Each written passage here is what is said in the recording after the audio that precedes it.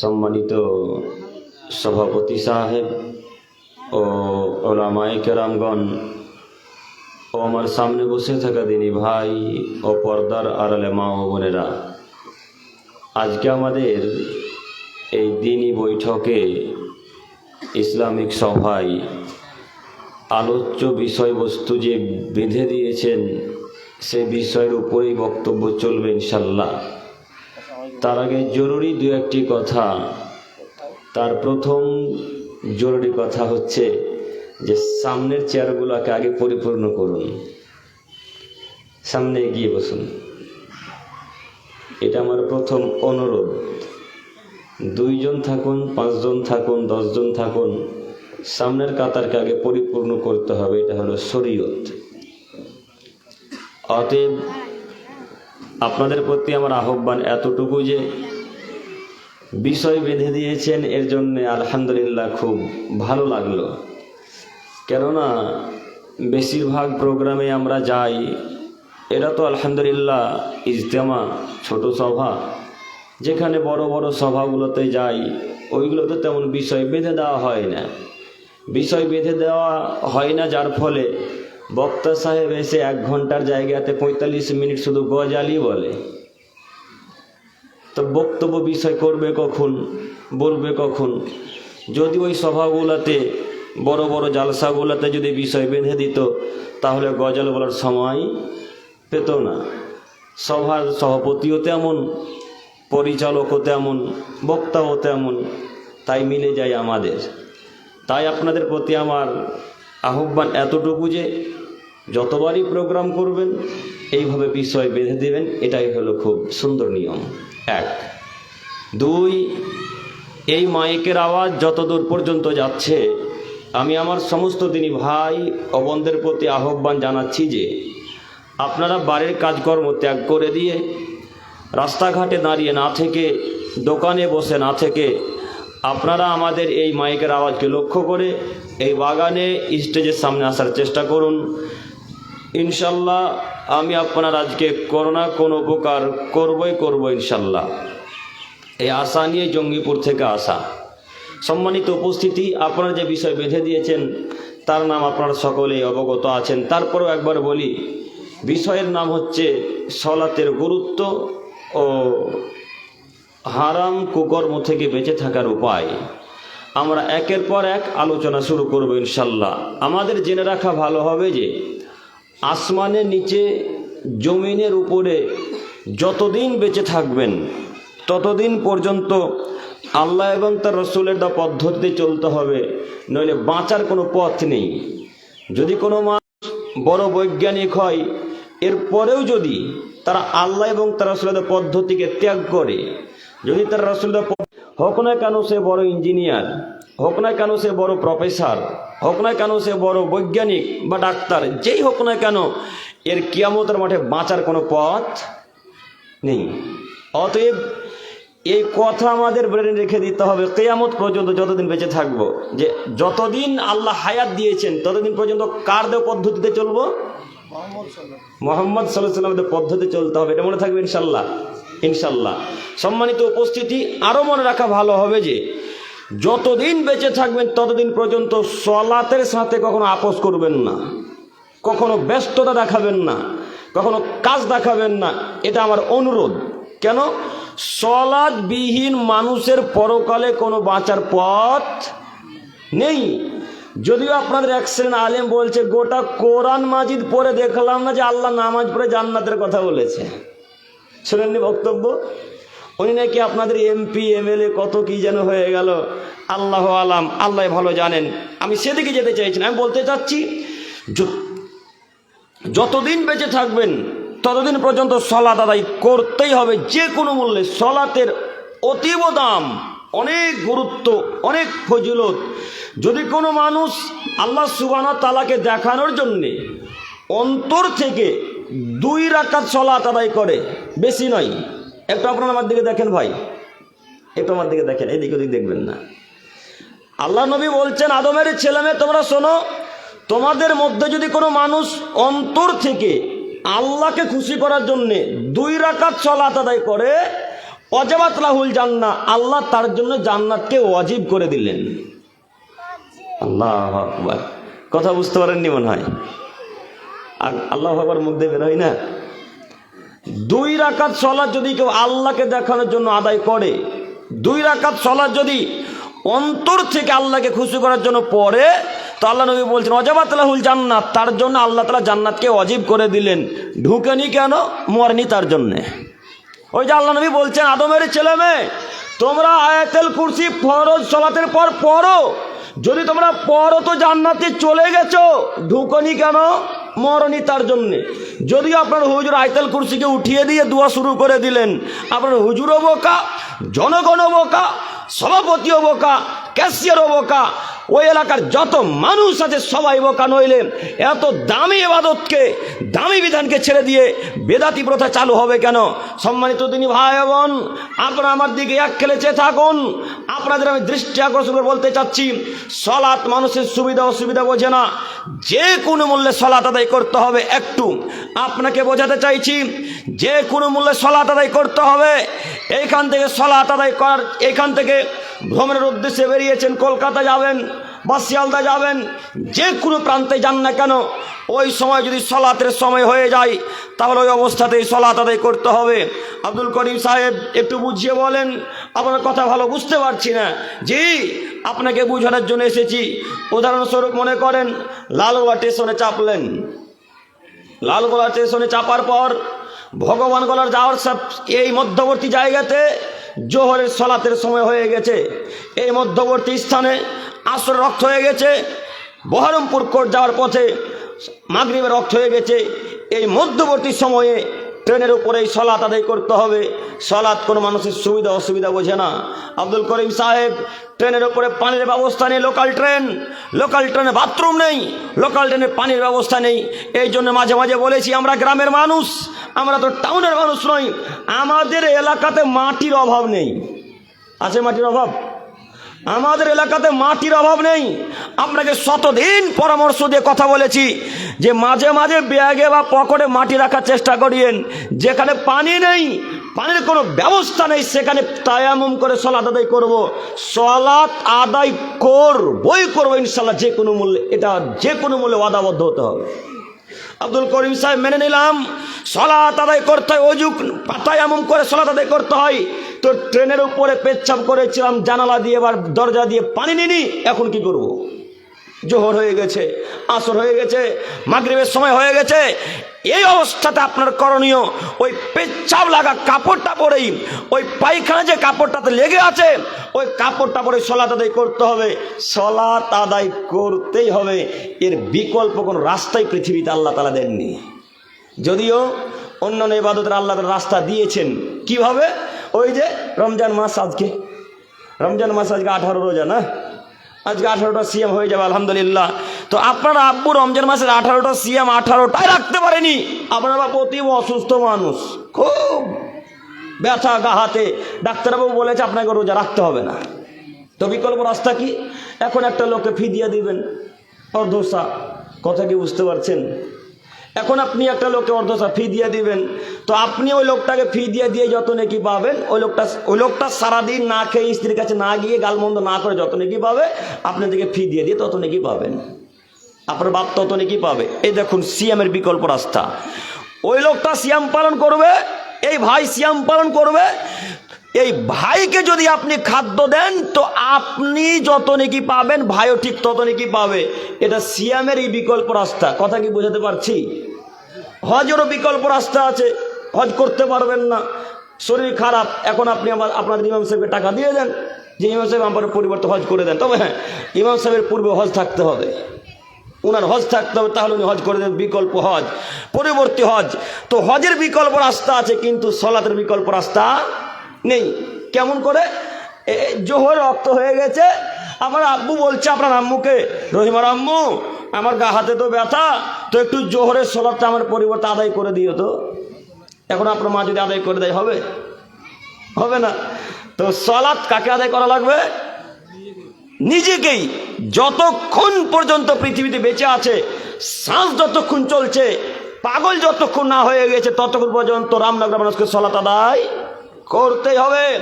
যদি পাগল হয়ে যায় তো পাগলের নামাজ লাগে না, শ্বাস বন্ধ হয়ে গেলে নামাজ লাগে না, তার উপর বিধান থাকে না। তো এখন বর্তমান রামনগরে যত মানুষ সালাত আদায় করে না, তাহলে কেন সবাই মৃতদেহ? তাহলে কেন সবাই পাগল পণ্ডিতপুরের মতো? পণ্ডিতপুরে পাগলটাকে দেখেননি? মাঝে মাঝে দেখবেন নর্দমাতে খাদ্যগুলো পড়ে থাকে, ওই খাদ্যটাকেও খায়। তো পাগল তাই খারাপ খাদ্য খায়, বোঝে না কোনটা ভালো কোনটা খারাপ। তো আপনার রামনগরের সবাই মানুষ কি পাগল হয়ে গেলেন? সালাত আদায় করেন না কেন? আজকে 18টা সিয়াম পার করলেন কিন্তু সালাত আদায় করেননি। এমন কোন মায়ের বেটা রামনগরে বসবাস করে বলতে পারে যে সালাত আদায় না করে 18টা সিয়াম নাকি পাবে? ওকে যদি হাদিস করেন যে রামনগরের গোরস্থানে পুঁতে না দিতে পারে আজকে, তো জাতি সামনে আর কথা বলবো ইনশাল্লাহ, আজকে শেষ করে দেবো।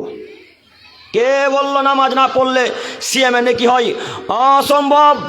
এই মাইকের আওয়াজ যতদূর পর্যন্ত যাচ্ছে, আমি আমার প্রিয় দিনী ভাই বোনদেরকে বলতে চাচ্ছি, যার সালাত নেই তার সিয়াম নেই, যার সালাত নেই তার হজ নেই, যার সিয়াম নেই তার দান খায়রাত নেই, যার সিয়াম নেই তার জাকাত নেই। সিয়াম যদি সালাত যদি আল্লাহ কবুল না করে, তো 18টা সিয়াম কেন, গোটা বছর যদি সিয়াম পালন করেন তবু আল্লাহ তাআলা সিয়াম কবুল করবেন না। সিয়াম কবুলের শর্ত কি? কথা বলেন একটু। সালাত। যে কোনো ইবাদতের শর্ত হচ্ছে সালাত। একটু আপনাকে দেখাই, এই আসমানের নিচে জমিনের উপরে যত ইবাদত আছে সব ইবাদত নির্ভর করে সালাতের উপরে।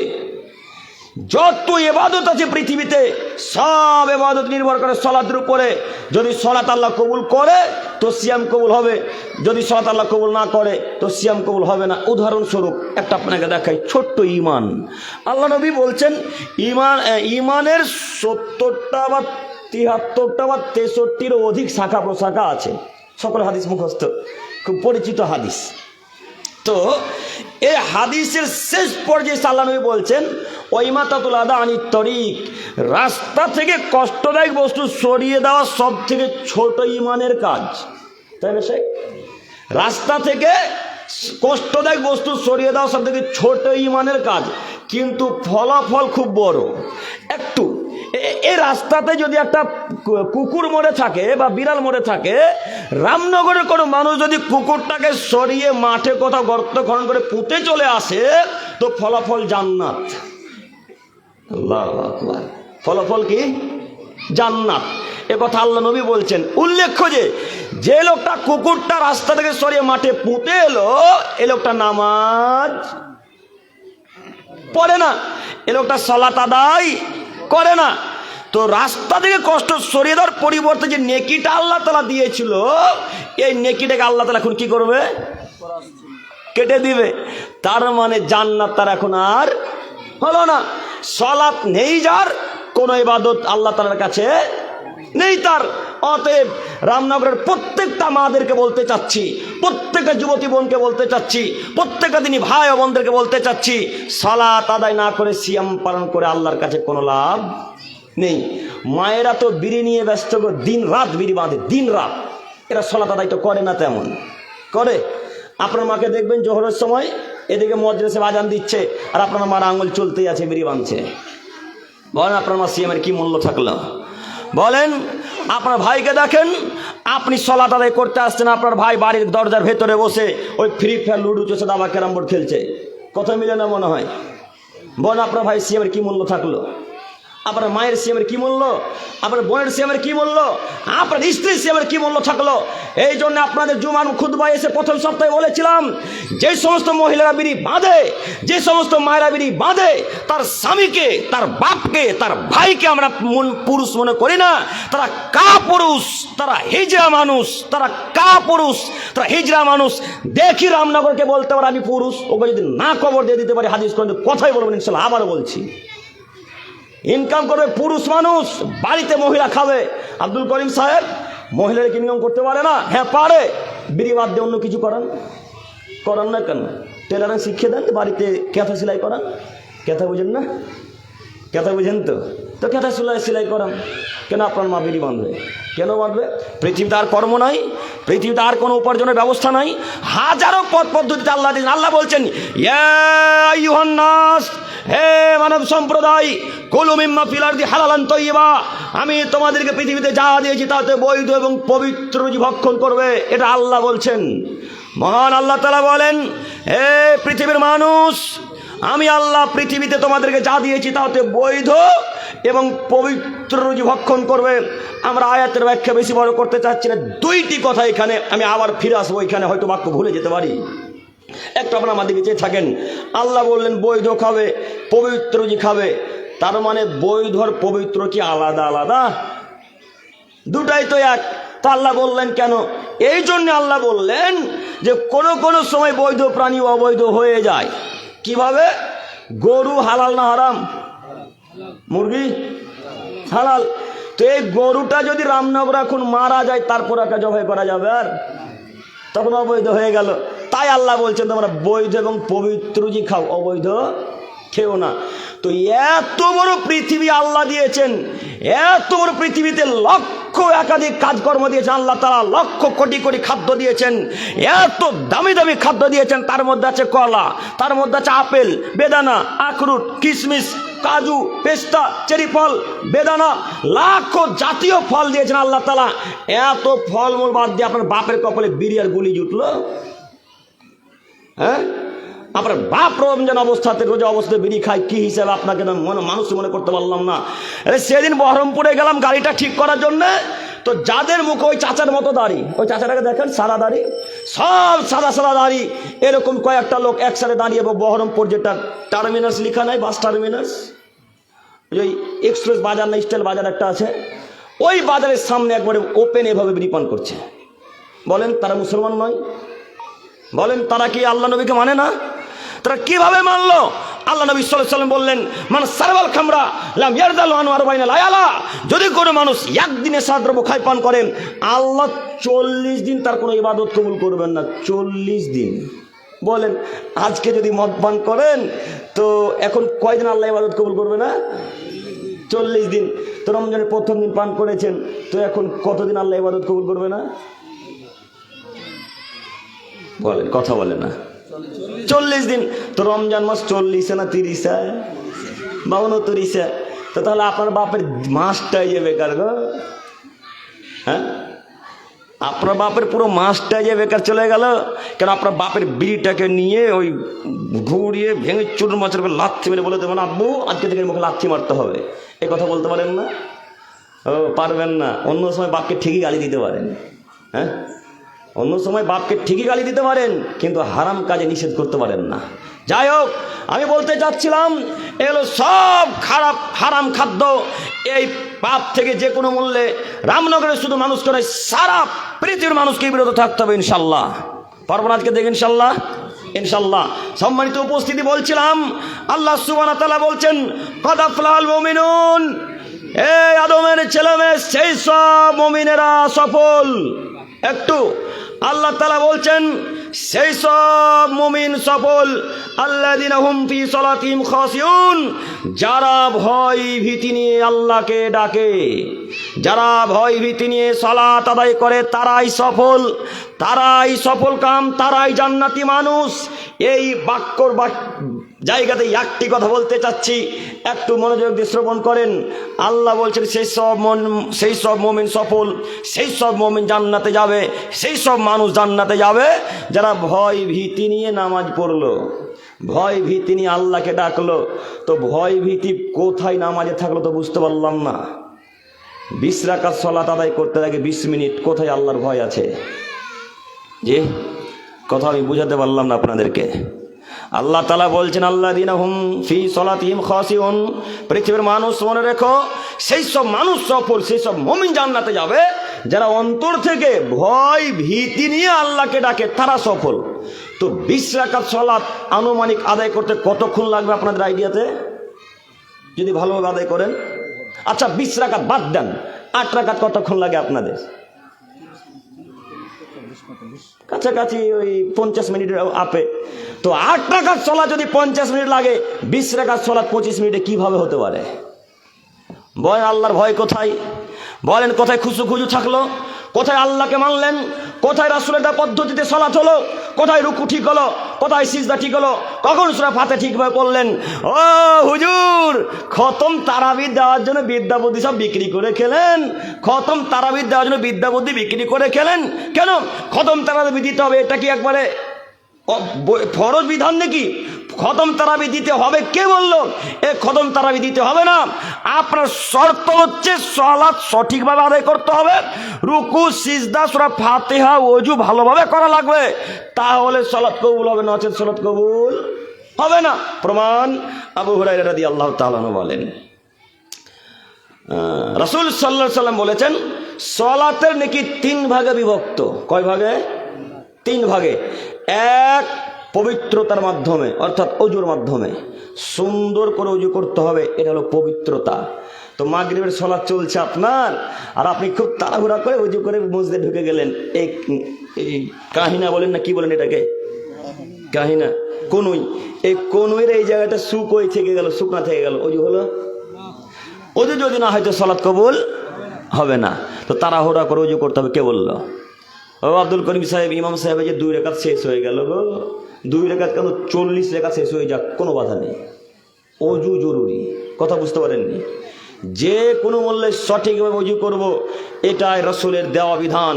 1, 2, রুকু ভালোভাবে যদি না হয় তো সালাত কবুল হবে না। তো আপনার হুজুরের রুকু যেমন যাওয়া, বকের মাছ ধরা তেমন।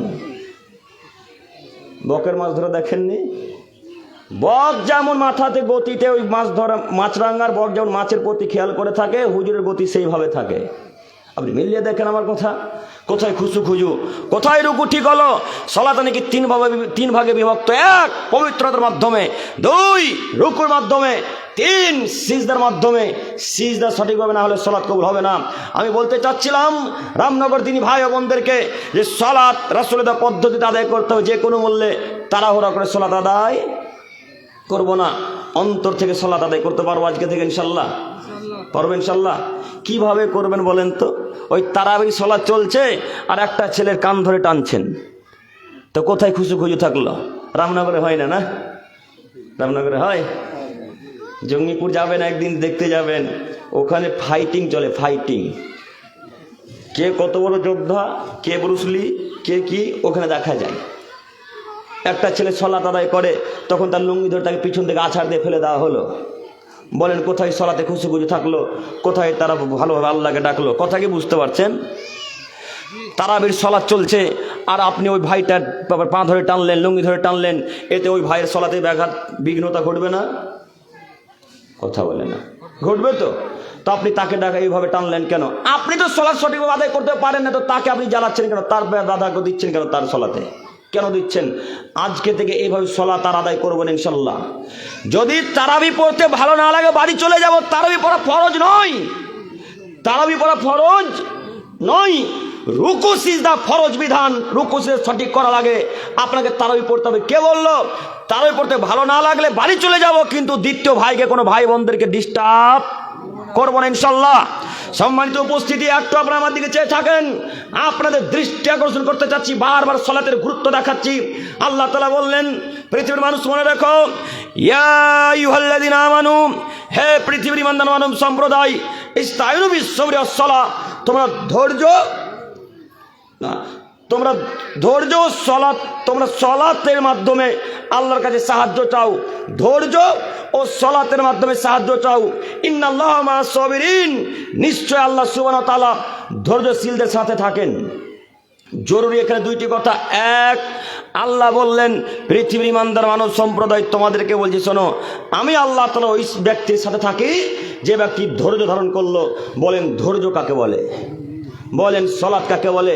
আপনাকে আমি মাঝে মাঝে বলেছি, মা অসুস্থ, মায়ের জন্য 2 রাকাত সালাত আদায় করে, শুধু মায়ের জন্য খাস। আব্বু অসুস্থ, আব্বুর জন্য 2 রাকাত সালাত আদায় করেন, এটা আব্বুর জন্য খাস। ভাই লালগোলাতে অ্যাক্সিডেন্ট হয়ে গেছে, ভাইয়ের জন্য সালাত আদায় করেন। আগে ডাক্তারখানা যাওয়া লাগবে না, আগে আল্লাহকে বলেন, ডাক্তারখানাতে যা হবে না হবে ওইখানে আগে ভালো কাজ হবে। কথা বুঝতে পারেন না?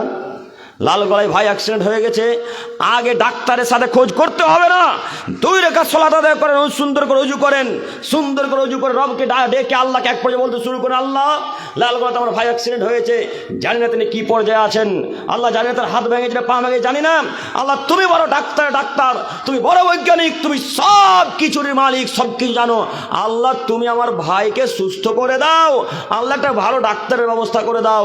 লালগোলা যেতে যতক্ষণ লাগবে এই দোয়া তার আগে যদি কবুল হয়ে যায় আপনার ভাইয়ের কাজ তার থেকে তাড়াতাড়ি হবে ইনশাল্লাহ।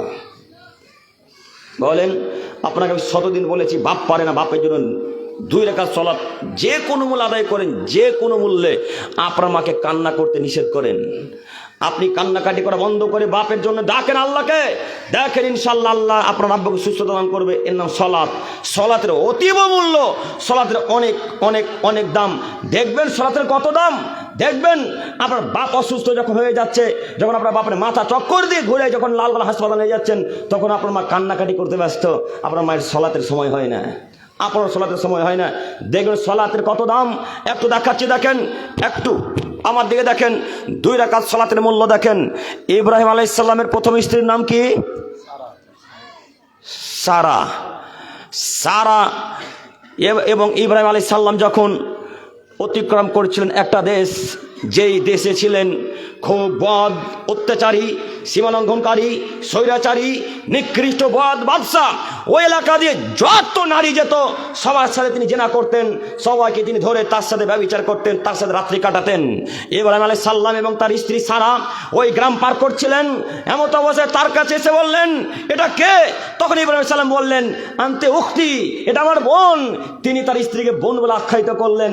তার মানে বোঝা যাচ্ছে বিপদে আপদে স্ত্রীকে বোন বলা যেতে পারে, বিপদে আপদে স্ত্রীকে বোন বলা যেতে পারে। কেন? তিনি ধারণা করেছিলেন যে হয়তো বোন বললে এরা আমার স্ত্রীকে ছেড়ে দিবে, কিন্তু তারপরেও ওই কথাতে তার কাজ হলো না।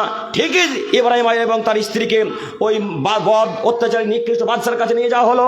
এবার সারাকে বাদশার কাছে পেশ করা হলো। বাদশার কাছে পেশ করা, যখন বাদশার কাছে পেশ করা হবে, ইব্রাহিম আলাইহিস সালাম বলছেন, শোনো সারা, আমি বলেছি তুমি আমার বোন, তুমি আমার কথাকে মিথ্যা প্রমাণিত করিও না, তুমি বলিও না আমার স্ত্রী। এ কথা সারাকে তিনি বলে দিচ্ছেন। তিনি তাই করলেন, তিনি চলে গেলেন বাদশার কাছে। বাদশাহ তার সাথে কুকর্ম লিপ্ত হতে যাবে, তার গায়ে হাত দিতে যাবে, এমন অবস্থায় সারা বলছেন, থামুন, একটু দাঁড়ান, আমাকে পানি দেওয়া হোক, আমি উজু করে 2 রাকাত সালাত আদায় করব। তিনি বললেন, আমাকে পানি দেওয়া হোক, আমি সুন্দর করে উজু করে সালাত আদায় করব, তারপর আপনি যা খুশি আপনি আমার সাথে করেন। তিনি তার কথাকে মেনে নিলেন, তার শর্তে তিনি রাজি হয়ে গেলেন। সারা আলাইহিস সালামকে পানি দেওয়া হলো, সারা আলাইহিস সালাম সুন্দর করে ওযু করলেন। ওযু করার পর 2 রাকাত সালাত আদায় করে রবের দরবারে 2 হাত তুলে দিয়ে আল্লাহকে বলতে শুরু করলেন, আল্লাহ তোমাকে যদি এক বলে মেনে থাকি, শর্ত মনে রাখবেন, আল্লাহ তোমাকে যদি এক বলে বিশ্বাস করি এবং তোমার নবীকে যদি আমি ইব্রাহিম নবী বলে বিশ্বাস করে থাকি এবং আমার লজ্জা স্থানকে আমার স্বামী ব্যতীত যদি কাউকে না দেখে থাকি আল্লাহ, তাহলে তুমি এই বদ অত্যাচারী শয়তানকে আমার উপর জয় করো না। এই কথা সারার বলতে যতক্ষণ একেবারে বদ বাদশাহ মাটিতে কাত হয়ে ছটফট ছটফট ছটফট করতে লাগলেন। দেখছেন সালাতের কত মূল্য, আমি বোঝাতে পারলাম না কথা আপনাদেরকে। 2 রাকাত সালাত আদায় করে আল্লাহকে সারা বললেন, আল্লাহ আমি যদি তোমার নবীকে ইব্রাহিমকে নবী বলে যদি বিশ্বাস করি এবং তোমাকে যদি এক বলে সঠিকভাবে মেনে থাকি আল্লাহ, আর আমার লজ্জা স্থানে আমি আমার স্বামী ব্যতীত যদি কাউকে না দেখে থাকি আল্লাহ, তাহলে তুমি আমাকে এই শয়তানের কাছে হারিয়ে দিও না, তুমি এই বদ অত্যাচারী বাদশাকে আমার উপর জয় করো না, আল্লাহ যেন আমার কাছে কাছে না আসতে পারে।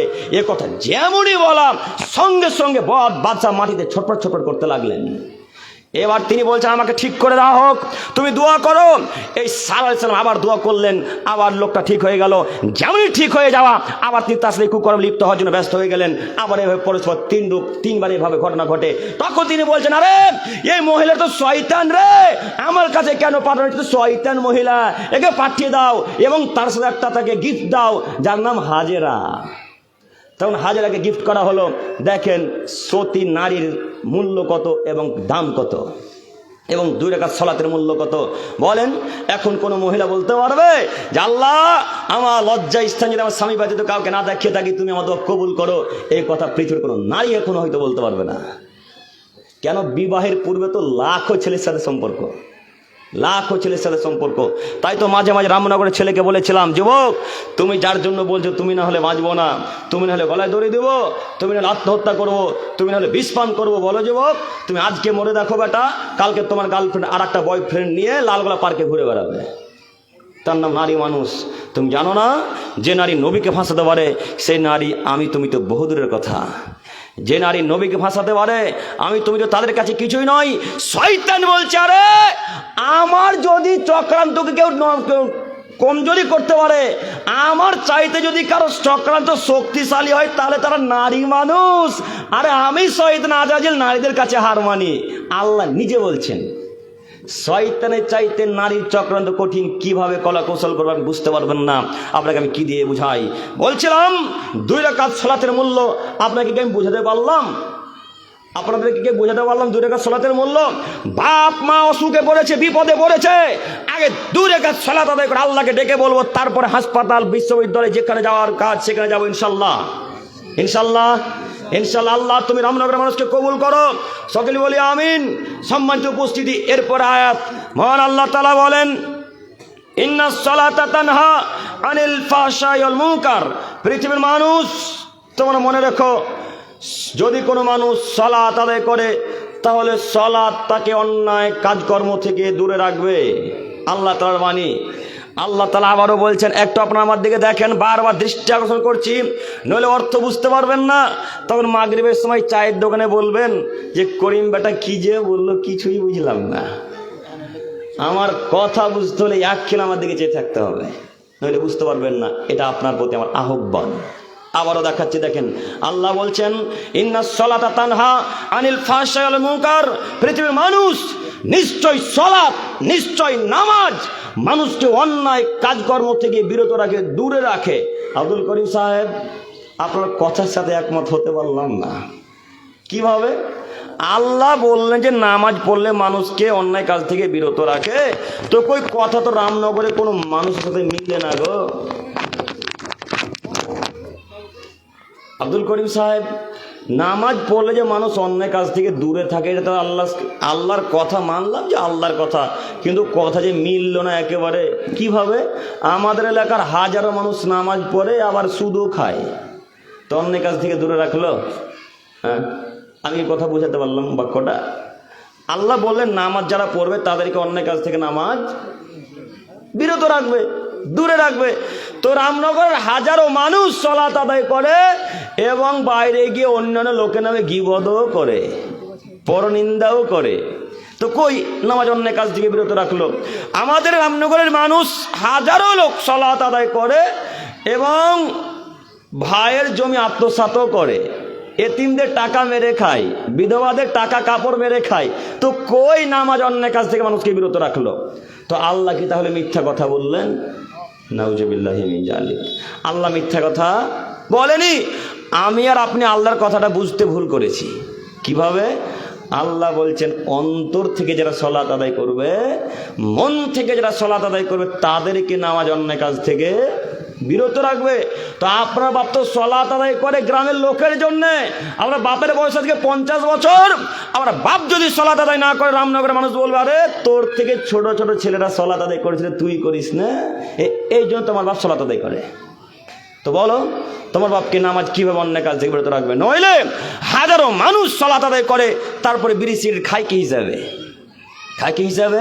নামাজ পড়ে এবং মাকে গালি দেয় কি হিসাবে?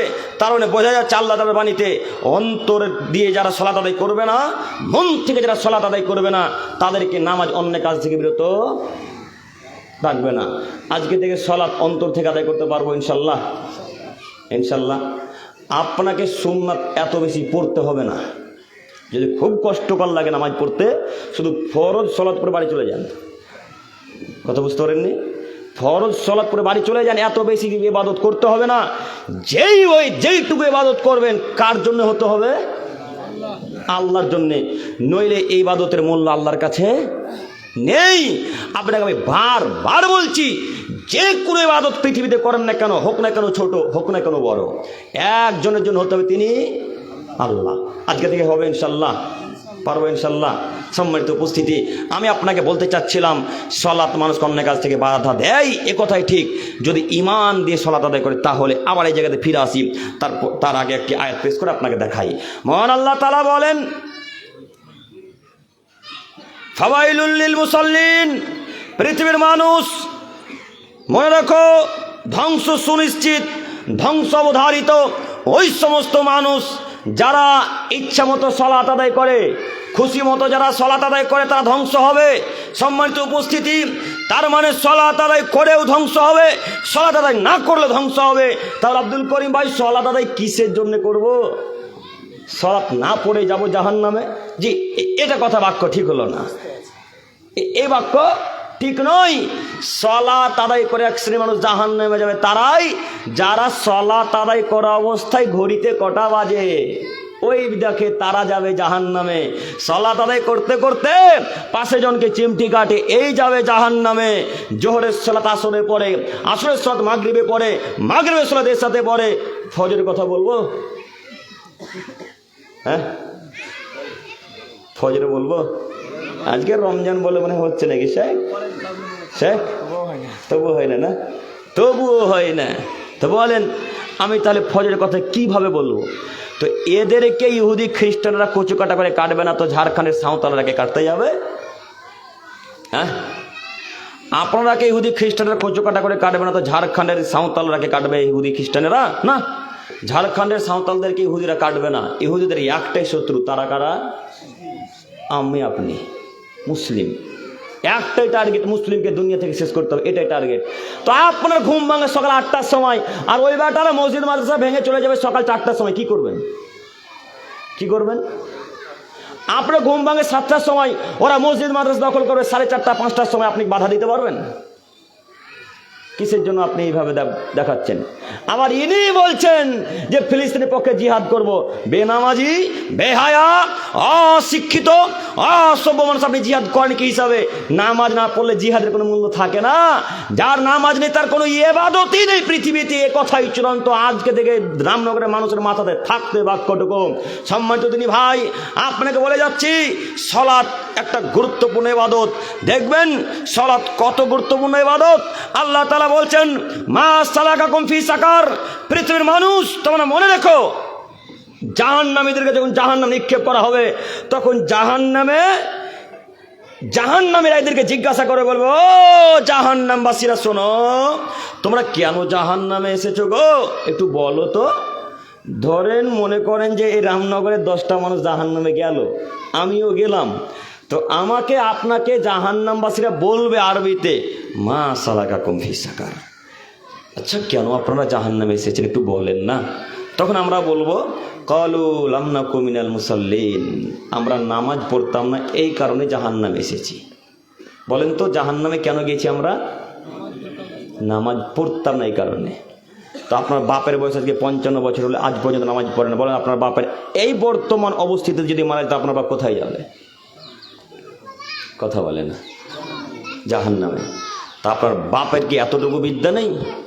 12 বছর 13 বছরের ছাত্র বাচ্চা ছেলেরা সালাত আদায় করতে আসে, আপনার বাপের বয়সে 55 বছর আপনার বাপ সালাত আদায় করেন। আপনার বাপকে বলেন না যে আব্বু আজকে থেকে হিন্দুর পরিচয় দেন, বললেন না যে আমার নাম আব্দুর রহমান, আজকে থেকে বলবেন আমার নাম হরে কৃষ্ণ, তাহলে আপনার বাপকে সালাত আদায় করতে হবে না।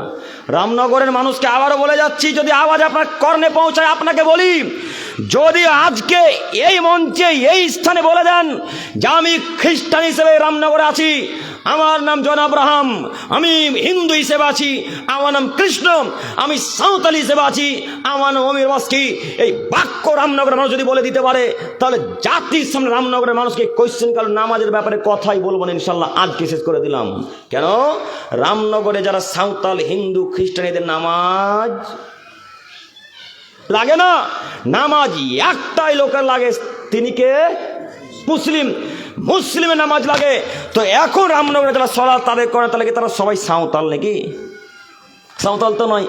এই তো মাগরিবের সময় মা গরুর গোশত খাবে আবার, তো গরুর গোশত খেলে শুধু মুসলমান হওয়া যায়? গরুর গোশত খেলে তো মুসলমান হওয়া যায় না।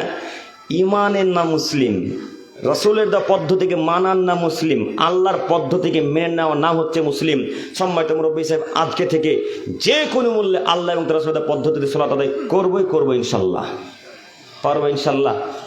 সাথে সাথে আরও এখানে একটি কথা, হয়তো রমজান মাস তাই আপনারা এখানে উপস্থিত হয়েছেন, তাও বলতে পারি না, আমার ধারণা ভুল হতে পারে, সঠিক হতে পারে। রমজান মাস হয়তো আপনারা সালাত আদায় করেন আর বাদ বাকি মাসগুলোতে সালাত আদায় করেন না, এটা আমার ধারণা। তবে যদি ধারণা সঠিক হয় তো আলহামদুলিল্লাহ, ধারণা যদি সঠিক না হয় তো ইন্নালিল্লাহ। এই বাক্য আমি ফিরে নিতে চাচ্ছি। তবে একটি কথা মনে রাখবেন, যদি রমজান মাসে একটি মাস সালাত আদায় করেন এবং সিয়ামও পালন করেন, ঈদের দিন থেকে যদি সালাত আদায় না করেন, একটা মাসে যত নেকি পেয়েছিলেন নাকি এখন আল্লাহ কি করবে? কেটে দেবে। বলেন, রমজান মাসের একটা মাসে নেকি কি আমরা হাতছাড়া করতে চাই না? তাহলে পরে যতদিন বেঁচে থাকবে রমজানের পরে ততদিন পর্যন্ত সালাত আদায় করবো ইনশাল্লাহ, পারবো ইনশাল্লাহ, ইনশাল্লাহ। নইলে আপনার সিয়াম বাতিল, দান বাতিল, হজ বাতিল, জাকাত বাতিল, মায়ের সাথে ভালো আচরণ বাতিল, সব বাতিল হয়ে যাবে। এই বাক্য মাথায় রাখতে হবে। একটু আপনাকে আমি সলাতের আবার মূল্য দেখাই। আচ্ছা, এই বাক্যে আপনারা মূল্য বুঝতে পারলেন সলাতের কত দাম। যারা জাহান্নামে যাবে কিসের কারণে যাবে? একটা বাক্য বলেন তো দেখি। সালাতের জন্য। তো আজকে দেখি এই কথাটা শুধু মাথায় থাকবে ইনশাল্লাহ। এরপর অনেক কারণ আছে, সময় আমাদের অতীব কম, আমি আর যেতে চাইছি না সেদিকে। আবার আমি ফিরে গেলাম, হাদিসে যাচ্ছি। আবু হুরায়রা রাদিয়াল্লাহু তাআলা আনহু বলেন, রাসূল সাল্লাল্লাহু আলাইহি সাল্লাম বলেছেন, as-salatul khams, পৃথিবীর মানুষ মনে রেখো, 5 ওয়াক্ত সালাত, অল জুমাতু ইলাল জুমা, এক জুমা থেকে আরেক জুমা পর্যন্ত, ও রমাদান ইলা রমাদান, এক রমজান থেকে আরেক রমজান পর্যন্ত, মুকাফফিরাতুল লিমা বাইনাহুন্না ইদা তুনিবাতিল কাবাইর, এই মধ্যবর্তী সময় যত পাপ করবে ছোট ছোট পাপ, এর কাফারা স্বরূপ। আল্লাহু আকবার। হাদিস বুঝতে পারেননি না? পারেননি? বুঝতে পারলে আল্লাহু আকবার হতো। দেখি বুঝতে পারেন কিনা, আবারও দেখাচ্ছি। আল্লাহ নবী বলেন 5 ওয়াক্ত সালাত। একটু মনে করেন আজকে ফজরের সালাত আদায় করেছেন, ফজর থেকে নিয়ে জোহর পর্যন্ত যত ছোট ছোট আজকে পাপ হবে, যত ছোট ছোট পাপ হবে, যেমনই জোহরের সালাতের জন্য ওযু করবেন, এই মধ্যবর্তী সময়ের পাপকে ক্ষমা করবে কে? আল্লাহ। তো বলেন তো, সালাত কি কম ছোট ইবাদত না বড় ইবাদত? বড়। আবারও দেখাই, জোহর থেকে আসর পর্যন্ত 2.5 ঘন্টার মধ্যে যত পাপ হবে, এই মধ্যবর্তী সময়ে যত পাপ হবে ছোট ছোট, যেমনই আসরে সালাত আদায় করবেন, এই মধ্যবর্তী সময়ের পাপ ক্ষমা করবে কে? আল্লাহ। তো সালাত আদায় যদি কোনো মানুষ কন্টিনিউ 5 ওয়াক্ত আদায় করে, রামনগরের মানুষ, তাহলে তার আমল নামাতে গুনাহ খাতা থাকবে না? তো পারবো ইনশাল্লাহ, ইনশাল্লাহ। এই এলাকার হাজারো মানুষ আছে যারা ওই দুর্গা পূজার সময় মোবাইলের দোকানওয়ালাকে বলে রাখে যে ভাই একটু দেখিয়েন তো এই মোবাইলটার কম দাম হলে বলবেন নিব, বলে না? এবং ফ্লিপকার্ট আর অ্যামাজন আর কি যেন আছে অনলাইনের অ্যাপসগুলো, এগুলো সব সার্চ করেন যে যখনই অফার আছে তখনই নিব। কিন্তু আল্লাহ যে প্রতিদিন অফার ছেড়ে রেখেছেন, এই অফারটা আমাদের কাজে লাগে না, আমরা কাজে লাগাতে পারি না।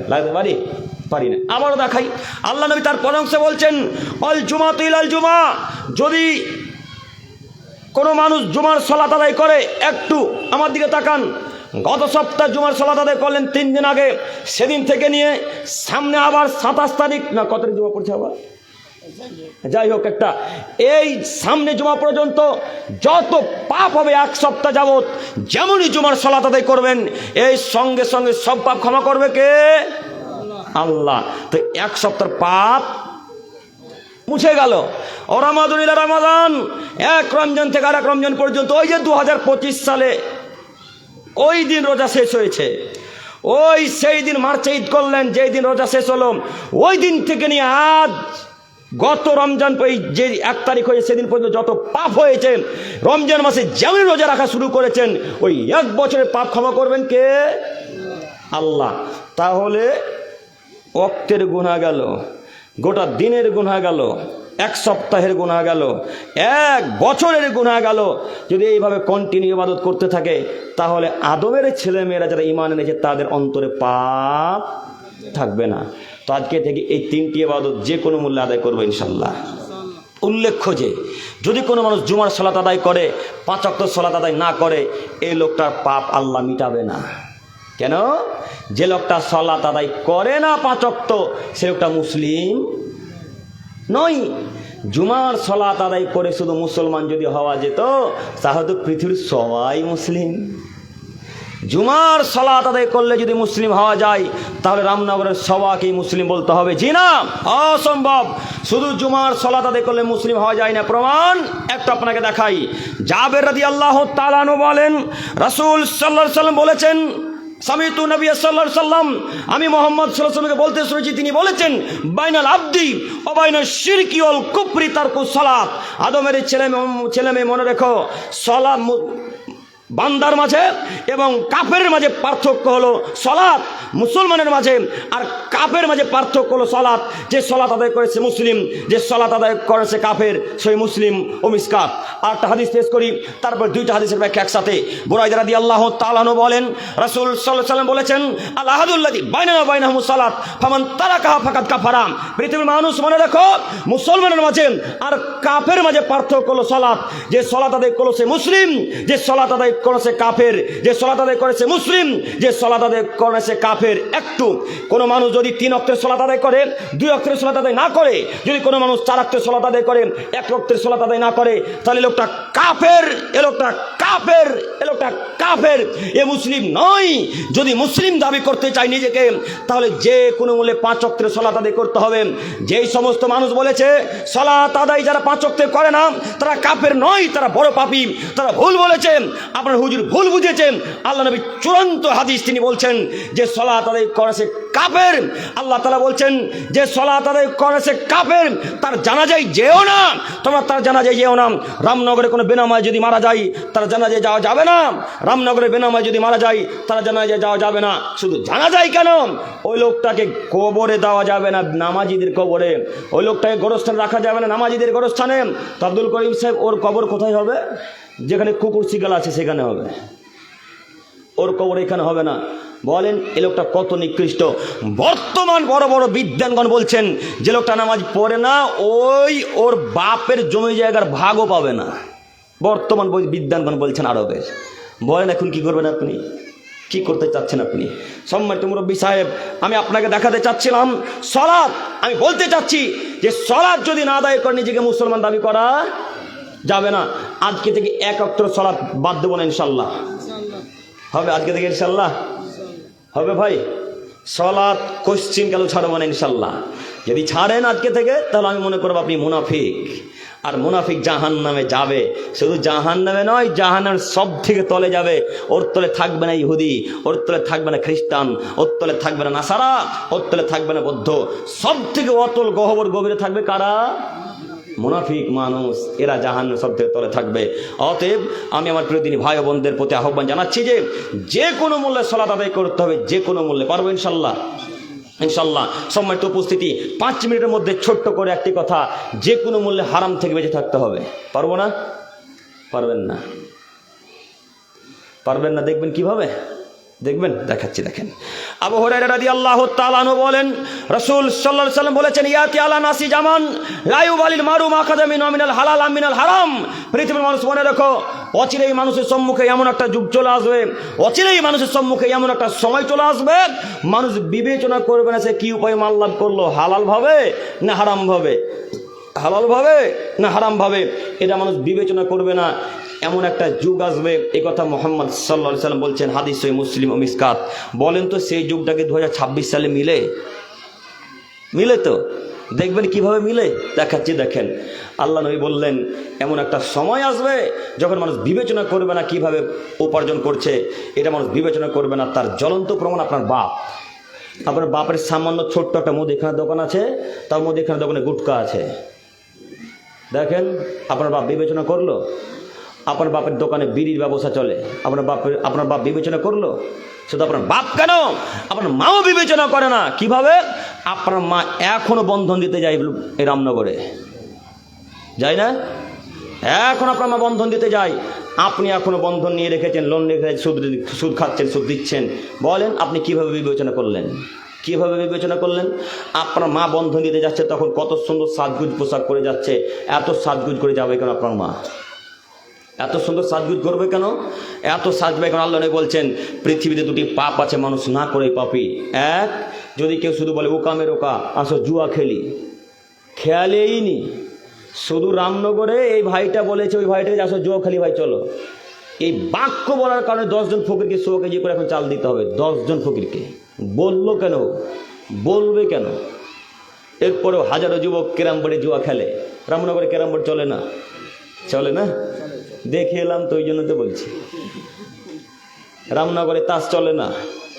রামনগরে ক্রিকেটে জুয়া হয় না, ফুটবলে জুয়া হয় না, সব জুয়ার মাধ্যম। এইভাবে কতদিন যে তাদেরকে পাপের ভাগীদার হতে হয়েছে তা বোঝাতে অক্ষম। এই 1 2, যদি কোনো মহিলা আতর সেন মেখে সাজগুজ করে কোনো পরপুরুষের সামনে দিয়ে যায়, আল্লাহ নবী বলেন ও ব্যভিচারিণী, ও জেনাকারিণী, ও বেশ্যালয়ের মহিলা, ও ব্যভিচারিণী। বলেন তো আপনার মা জেনা করেছে কিনা? এখনো করেছে? এখনো জেনা হয়েছে? আপনার মা জেনা করেনি এখনো? কথা বুঝতে পারেন না। এখনো কি আপনার মা জেনাতে আসলে লিপ্ত হয়েছে? হয়নি। তারপরেও মোহাম্মদ সাল্লাল্লাহু আলাইহি ওয়াসাল্লাম বলছেন ওই মহিলা ব্যভিচারিণী, ও সাজগুজ করে পরপুরুষের সামনে যাবে কেন? যাবে কেন? আতর সেন মাখবে কেন? তা আপনার মার নীতি দেখেন। যেদিন মঙ্গলবার, এই এলাকায় কি বারের দিন বন্ধন দেয়? নেই। আমাদের জঙ্গিপুরে মঙ্গলবার যাই, বুধবার না? বুধবার। তো যে বাড়ি হোক না কেন, মঙ্গল, বুধ, বৃহস্পতি, শুক্র যেদিন হোক না কেন, সেদিন আপনার মায়ের দিকে দেখেন, আপনার বোনের দিকে দেখেন, খুব সুন্দর সাজগুজ করে আতর সেন মেখে একেবারে সুন্দর চাদর গায়ে দিয়ে ওই লোকটার কাছে যাবে বন্ধন দিতে, যায় না? তো এত সাজগুজ করে যেতে হবে কেন আপনার মাকে? কেন? আয়েশা রাদিয়াল্লাহু তাআলা আনহা বলছেন নিজস্ব বিবরণ, একটু দেখেন, শেষ আলোচনা আমার। আয়েশা রাদিয়াল্লাহু তাআলা আনহা নিজস্ব বিবরণ পেশ করে বলছেন, এই যে ধুলা, উদাহরণ দিয়ে দেখুন সুবিধা হবে। আয়েশা রাদিয়াল্লাহু তাআলা আনহা ধুলাবালিতে খেলছেন, এইভাবে ধুলাবালিতে খেলছেন। তো তার বান্ধবী আর তার দিদি আসমা, আবু বকরের বড় মেয়ের নাম কি?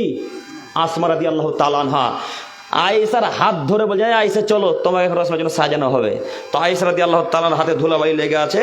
তো এর বান্ধবীরা জামা কাপড় দিয়ে, ন্যাকড়া দিয়ে আর পানি দিয়ে তার মুখ হাতকে ধুয়ে দিলেন, পরিষ্কার করে দিলেন এবং সুন্দর পোশাক আশাক পরাচ্ছেন। তো আয়েশা বলছেন যে আমি আমার স্বামীর জন্য সাজগুজ করছি। কেন?